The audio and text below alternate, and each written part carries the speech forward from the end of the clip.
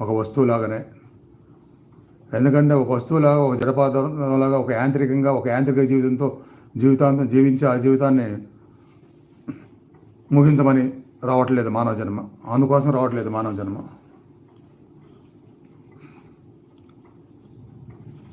మానవ జన్మ వచ్చేదే సత్యాన్ని తెలుసుకోవడానికి, విశ్వ చైతన్యాన్ని తెలుసుకొని దాని అనుభూతులను పొందడానికి, తద్వారా భగవంతుడితో సంబంధం ఏర్పరచుకోవడానికి. అలాంటి సాధన చేస్తేనే మనిషి జీవితం సార్థకం. లేదంటే జడ పదార్థంతో సమానమే, ఒక యంత్రంతో సమానం.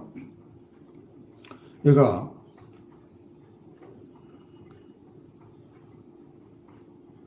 పరమహంస యోగానంద గారి యొక్క ఉపన్యాసాలను ప్రధాన విషయాలు ప్రతిరోజు సాధన తర్వాత వినిపిస్తున్నాను. వాటిల్లో ఈరోజు ఆత్మ సాక్షాత్కారం